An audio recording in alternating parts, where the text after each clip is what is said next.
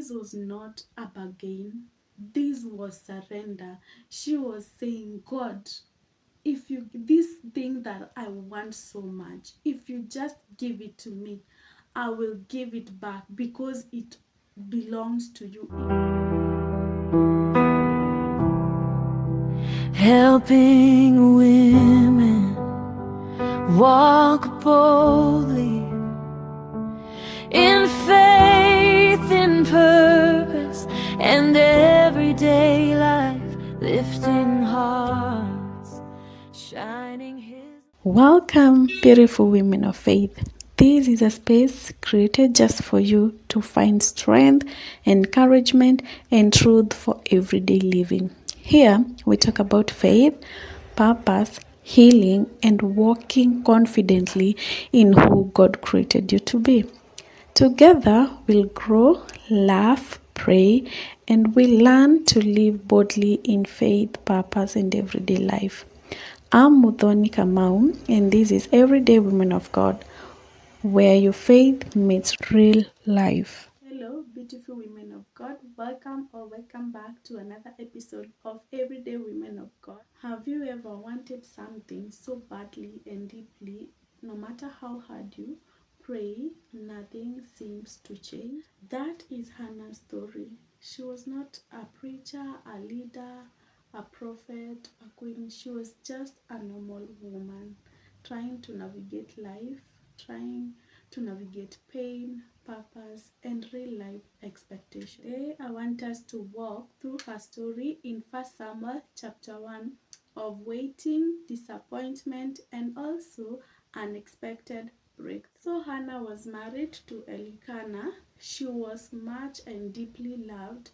She was also cherished in her family, but she lacked one thing, and that was children. She was not having kids because God had closed her womb, and sometimes God closes doors or things that He wants so that we will trust in Him and until the right time comes. In Hannah's time, this was not just about motherhood.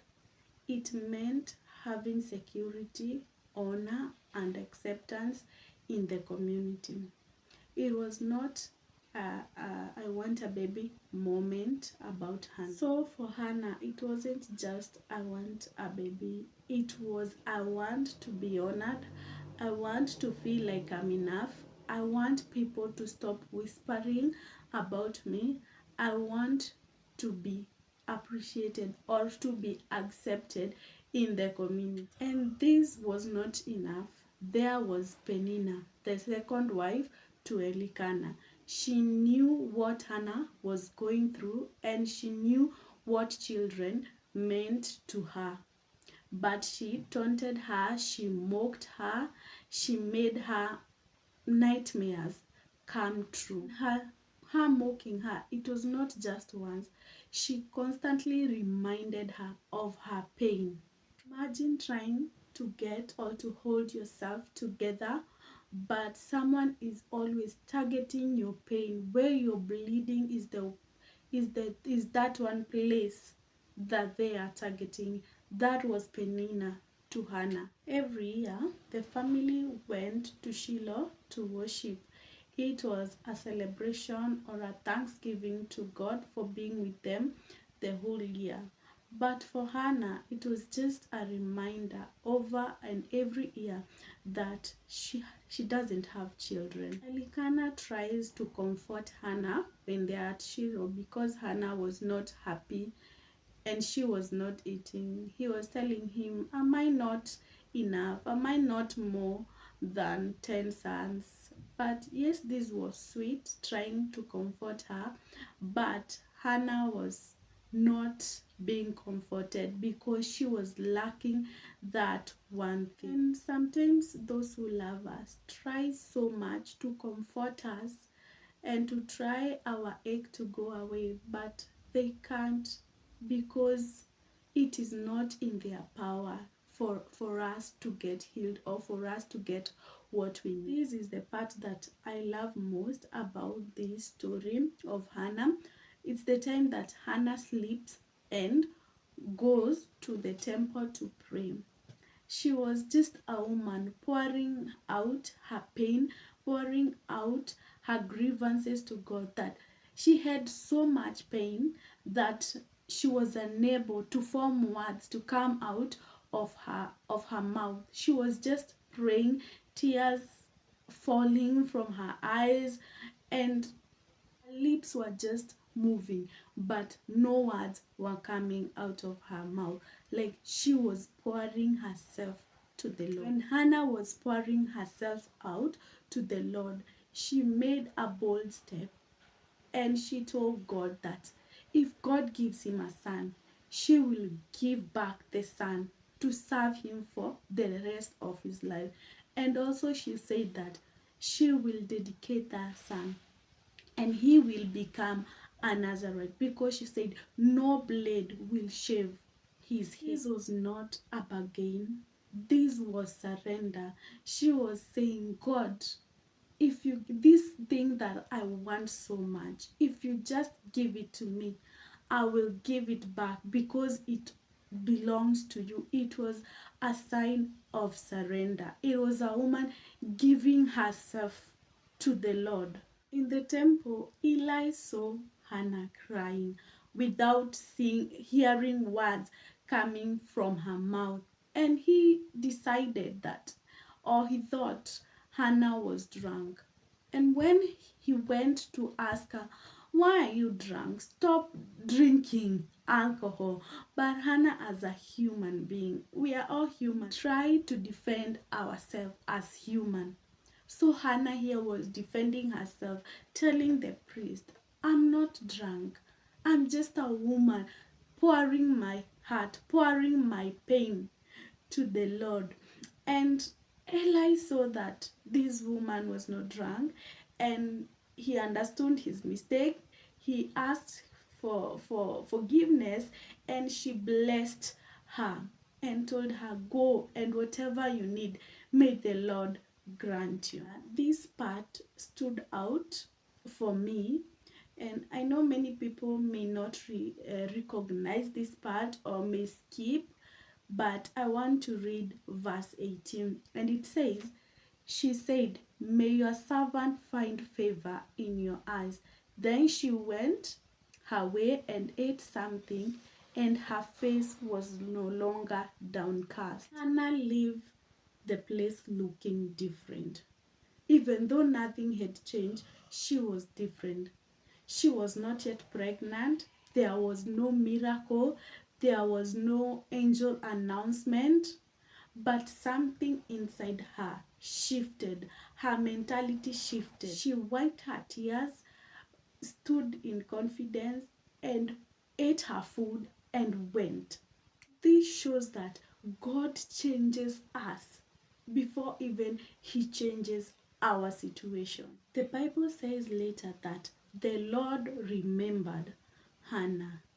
This doesn't mean that God had forgotten Hannah, but it shows us that she was aligned with her timing, her faith, her prayer, everything aligned with God's purpose. At that time it's when God had said that she will become pregnant. And after that prayer, everything aligned because it was God's timing. Before, she was not praying and vowing that if you give me a son, I will do this. No.